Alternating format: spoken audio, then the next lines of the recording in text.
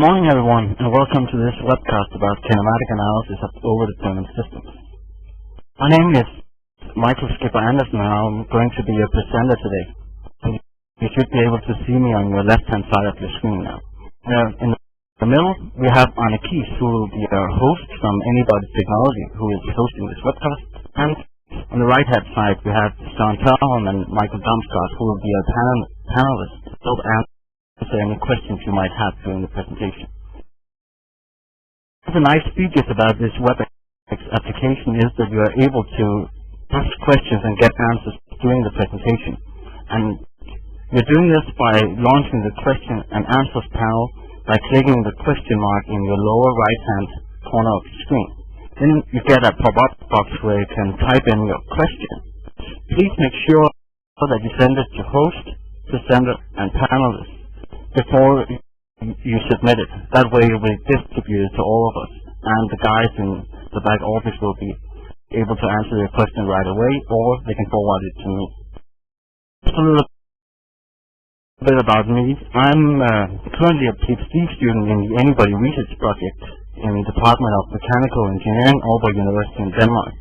And the PhD project is entitled Numerical Modeling of Kinematics Over and Under-determinate Musculo-skeletal Systems. And what is in this title will hopefully be clear from this presentation.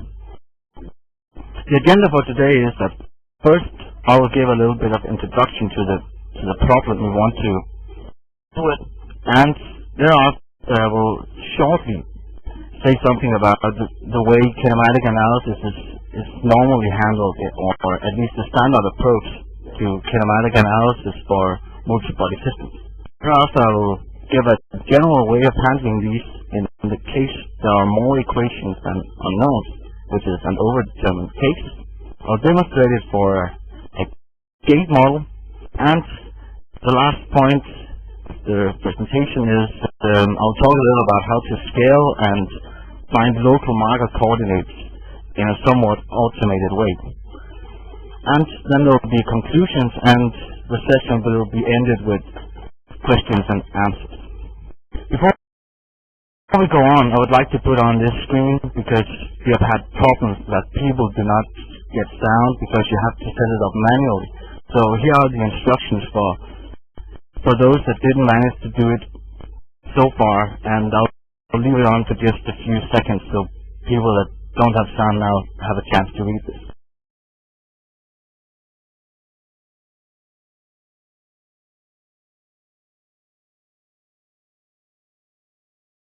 Thank you very much for your patience, and we will now go on with the presentation.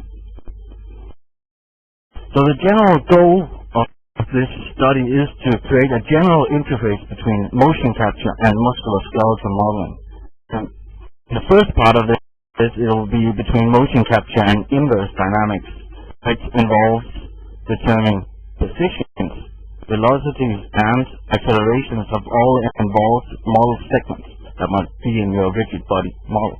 It also involves scaling of the models to a particular person, so making models patient-specific, and also finding the local coordinates of where markers were placed on the body during the experiment automatically. Or in other words, in a more general sense, you can think of it as finding constant parameters in the model. It also involves advanced filtering techniques, because all measurements are noise, which might affect the results, and particularly in motion capture there are skin artifacts which one has to deal with. I will not talk anything about this today, but still have to keep it in mind. There's another point, and that is that what we really want to develop is methods that are general enough to allow analysis of any multi-body model subject to holonomic constraints. Just a little bit about how this is done in Anybody today. On the right-hand side, you can see the gate model that you can find in the model repository if you go to the website of the research project. And it is driven by a motion capture experiment, which is the gray squares over here are the measured points and the measured trajectories. And then there is created constraints between these points and the points on the model. Problem is that there has to be exactly as many equations as unknown to apply standard kinematic analysis. And how this is handled is simply by excluding some of the marker coordinates or creating combinations of these to obtain the exact amount of equations. Additionally, the trajectories might also be filtered using a butterworth filter to get rid of some of the noise. And I have to say before going on that what I'm going to talk about now is not currently available in anybody, but the plan is that it should be.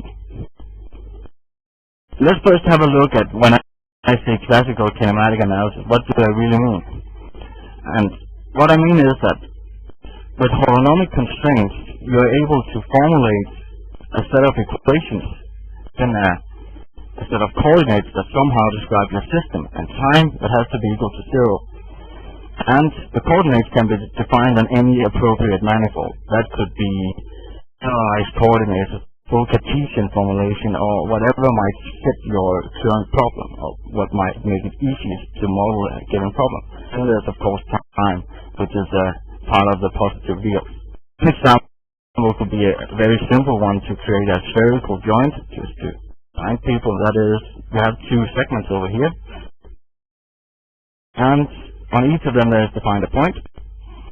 These two blue spheres up here, and the constraints could be that these 2 points have to be the same in global coordinates. So that is the constraint, and that is the spherical joint. Position analysis is then done by simply solving this set of nonlinear equations. And that of course requires that there is a solution. And also, if you want to use methods like using Ratson, the requirement is also that you have as many equations as you have unknowns. In case you can solve this set of equations, then you can also do velocity analysis simply by applying the chain rule on the set of equations up here, assuming they are differentiable. You can get a linear set of equations that, given you have solved the position, then you can find the velocities. And if you do it again, then you can also find acceleration as linear equations. I would like you to remind you of a full Cartesian formulation, because that is what is in anybody, and it's really what we aim to have methods that can handle this. What we normally have is a set of segments. I have called the number m here, saying that there are m segments in the system. And to each of these, we assign different strain. Here from B1 to Bm, which is a reference strain for all of the segments. These are moving in a world that we denote by A and normally call the global coordinate system. Most everyone already knows this. The way we create the manifold on which the coordinates live is simply by a Cartesian product of all these individual coordinate systems. And if you want to know more about how this is done, I would recommend that you find the webcast about kinematics for more details. And the next question: why is it interesting to look at an over-determinate problem and a solution to this? Because if there wasn't any problem, then it probably wouldn't be of any interest.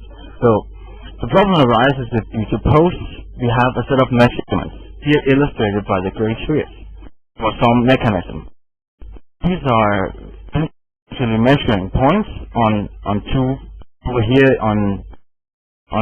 segments that are each giving their coordinate system. So this is the gray sphere is a global measurement of 2 points. Let's say these two blue points. On top of that, they might be connected by joints.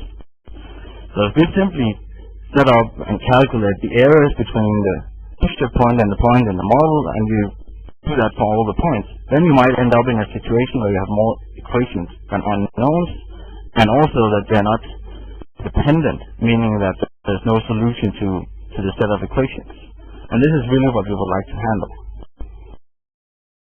So what can we do? Probably all think of a way to do it by means of optimization, but if we should do it formally and we should do it in a very general way, then we have to start from scratch. What we can think of is that the equations that describe the system, which is over-determinate, as given down here, and we can split it into two sets. We make a choice that the The first step is a set of equations that we just want to solve as well as possible in some sense. I will not define it here, but I'll do it later what I mean by that. And that could simply be the equation that describes this error between the measured and the point in the model.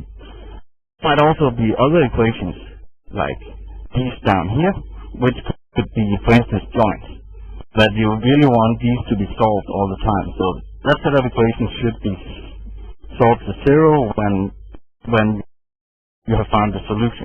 It might also be turned the other way around, so such that you allow joints to come apart and then want to solve all the markers. But this choice has to be made somehow. This can be written into an optimization problem, simply saying that given these equations that we want to have solved as well as possible, we can simply say we want a function of these to be minimized, and then minimized over Q. And at the same time, we want the remaining equations to be solved to zero. So this gives the constraint optimization problem, which is actually both nonlinear and non-convex. It means there might be multiple local minimas. And the question is the objective function. There are many choices of how this objective function could be chosen. And one choice could be a weighted least square, as I suggested here. Simply take the equations, transpose times the matrix, and then times the equations again. Please notice that I have written that the weight matrix is a function of time. And that is actually a very nice feature that you can do this. And that is, suppose you can make it a time-dependent weight matrix that can, it simply changes over time, such that you can fade out markers that disappear, or some directions that you don't trust too much in a specific region of your measurements, you can put the weight down. However, since this optimization problem, in order to solve that, we need that the objective function is differentiable. So that also means that this weight matrix has to be differentiable everywhere. And how many times we'll come back to that. One thing you should notice here is that in case that we put in generalized coordinates, and we set the weight matrix to be constant, hence there is no subject to constraints, as written down here. To effectively get down to the optimization problem that was proposed by Liu and O'Connor in 1999, which has actually been used quite a lot for this, and it has also been stated that it somewhat reduces skin artifacts, but also the problem when you introduce these models and claim that it should reduce skin artifacts is that the recovered motion is of course limited to the degrees of freedom of your model. But that's just how it is. So then there's one more good question, because what we saw is in the case of a kinematically determined system, it was possible to do exact velocity and acceleration analysis. The question is, can we do something similar now in this kinematic over-determined case? And it turns out that you actually can, and the answer is hidden in the optimality condition.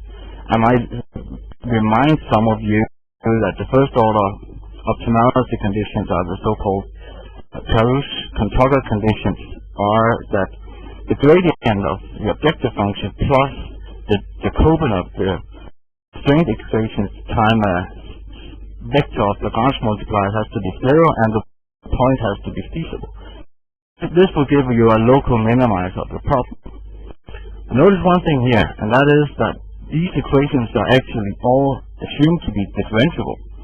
And no matter what time step you want to solve this optimization problem, you end up solving this. That actually means that it's perfectly okay to apply the chain rule of this. So if you do that and rewrite it into matrix form, you actually get a set of linear equations that will tell you how to find velocities of the time derivatives of your coordinates and your Lagrange multipliers, which on the left-hand side you have a symmetric matrix that is positive definite, unfortunately, because you have a non-convex optimization problem, and then you have some partial derivatives of your objective function and your constraint on the right-hand side. But it still gives you a set of equations to find velocities. If we do it one more time and apply the chain rule on this set of equations and rewrite it into to a new form, then you get the acceleration equations. I've just written gamma 1 and gamma 2 down here because the expressions are rather long, and it is really just the terms that are dependent on velocities and the terms that are dependent on positions that are put on the right-hand side. Just to point out how you would actually solve this, if you are only interested in local minimize, that would be that you give an initial start guess for your coordinates and you give an initial start guess on your Lagrange multipliers. Then you solve the optimization problem, and out you get two sets of values that solve the KKT conditions. Using these, you can set out that in your set of equations that I just pointed out, and out of that you will get the velocities, the exact time derivatives of your coordinates. These, together with the positions, you can put into the acceleration equations, and out you have the accelerations. And this is actually the foundation that just the accelerations you need in order to set up the equations of motion. Just have a look at an example.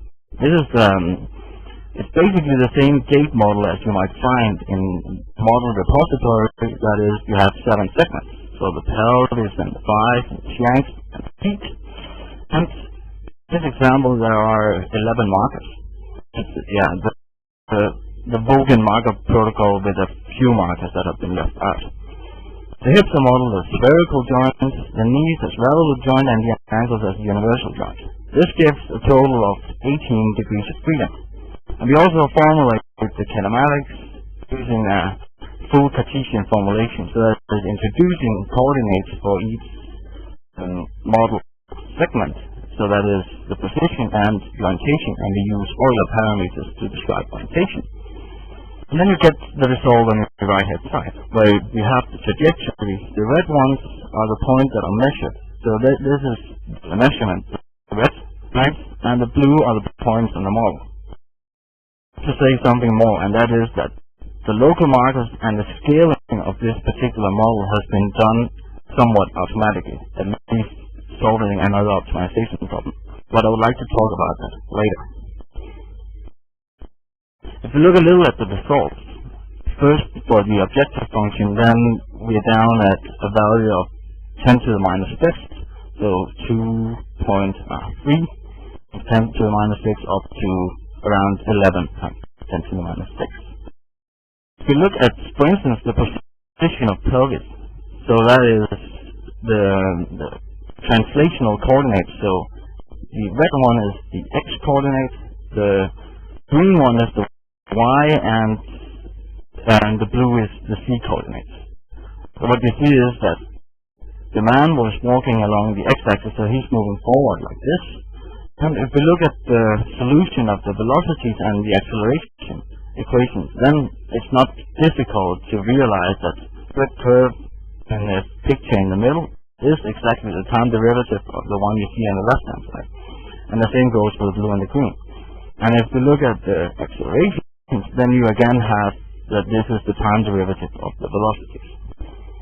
You could go on with the results, but there are a lot of coordinates to look at here, so I've just taken out one more, which is the orientation. So the Euler parameters, and they show the same result.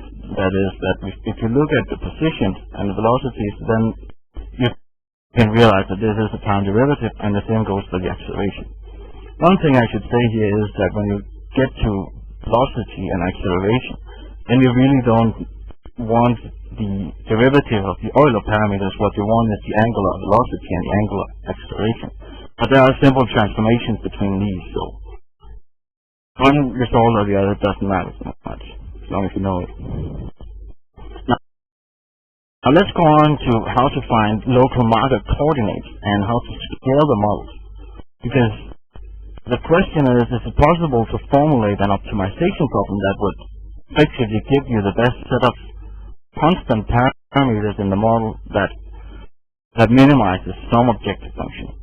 And these parameters, they could be local marker coordinates, could be model scaling, or you could simply say that we want to find local joint coordinates and joint axis of rotation and things like that. And the question is it possible to determine these parameters from a given motion? In order to formulate this in mathematical way, we can think of these two constraint functions that we had before, not only being functions of the coordinates and time, but also function of these constant parameters. Once we do that, we can set up a large-scale optimization problem as the one given here, where it is simply take the objective function and the constraint equations for the optimization problem before, and then make a sum over all time steps. So that is the sum from 1 to n, where n is the number of samples. And then you want to find both the coordinates at time 0 and also at time 1, 2, 3, and up to n, together with these parameters. It is easy to realize that this is turned out to be a very, very large-scale problem very easily, and it grows very fast in size. But it has a lot of structure, so you can actually find a local minimizer of this particular problem very efficiently. This is a structure. I'll not go into all the mathematical variations, but it turns out that if you look at the linearized KKT conditions, they have the structure that you can solve it in small blocks, and that helps a lot. So how would we solve this? Because what we saw was that we wanted to solve an optimization problem that is a function of all individual coordinates for Q1, Q2, up to n, and we also want to find these p's. That is a lot of parameters to specify if you want to do local minimization. So it might be a good idea to derive an algorithm that can actually give at least some of these. So suppose we have just an initial guess on how the mechanism is at time step 0, and also a guess on the parameters.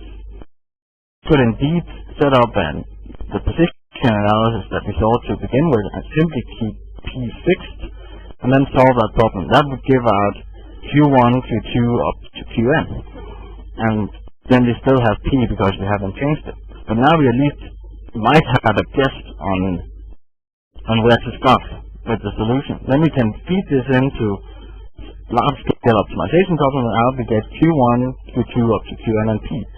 That should at least be a local minimizer. I'm not going to say anything about global optimization.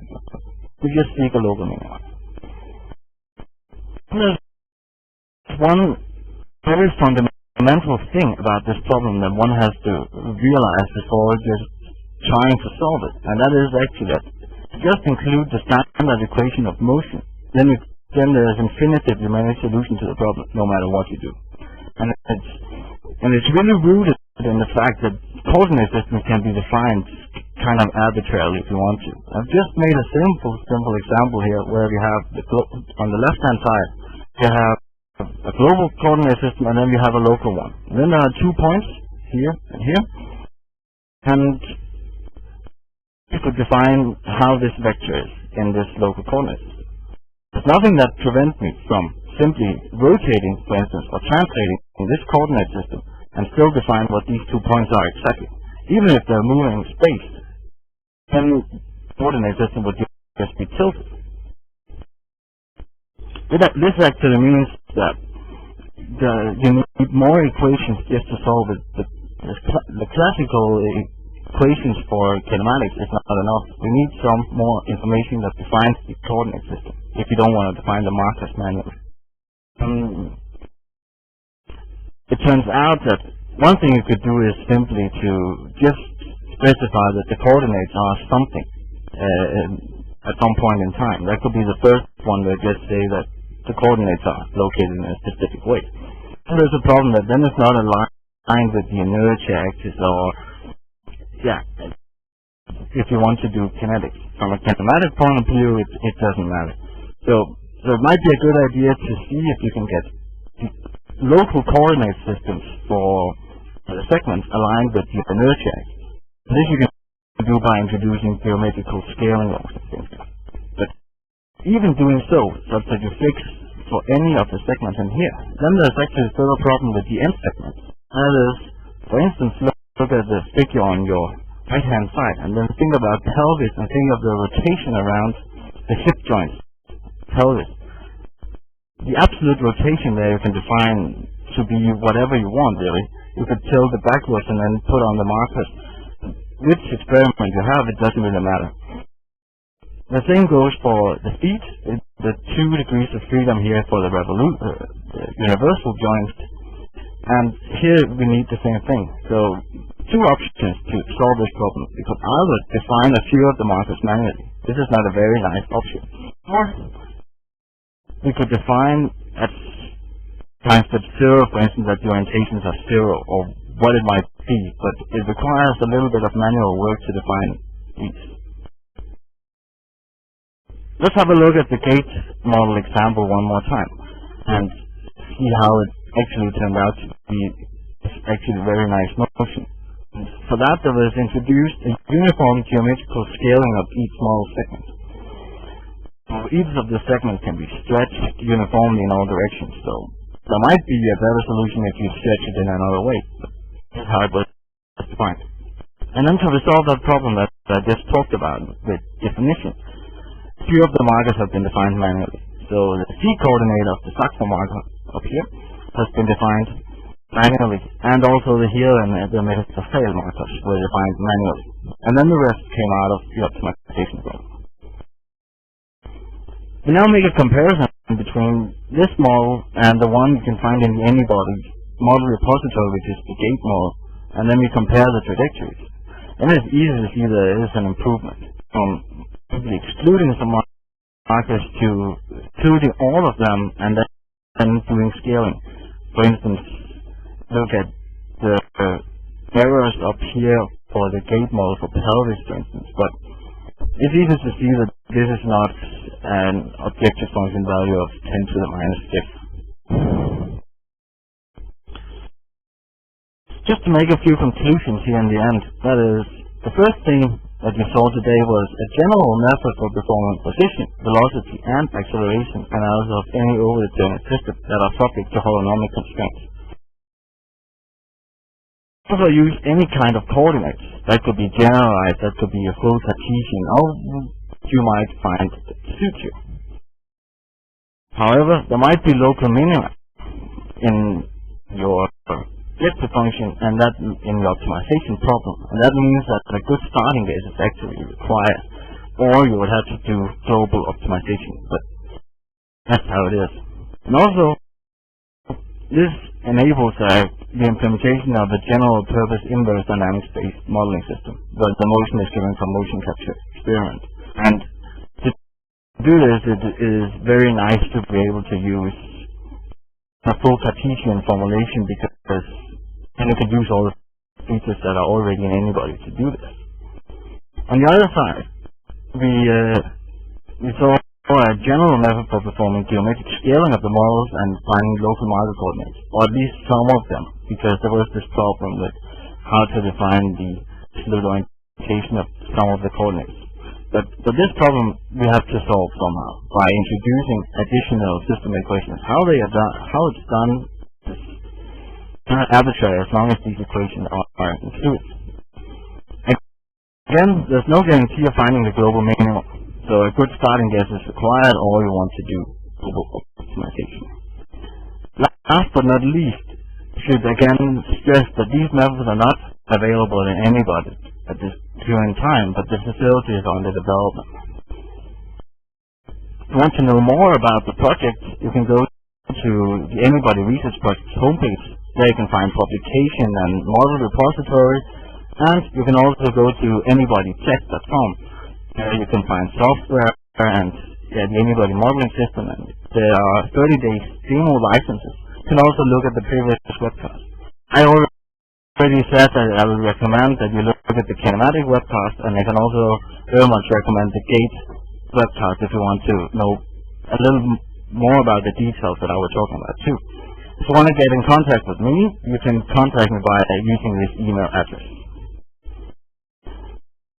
I should announce the upcoming webcast, which is on April 26th, given by John Rasmussen, which is about validation of the Anybody version of the Dutch shoulder model by in vivo measurement of the cranial-humeral contact forces by Bergman et al. And this could be very interesting, so I hope to see you again there. And that was all I have for now. So thank you very much for your attention, and we will now go on to the question and answer panel. Oh, I should also say that my presentation is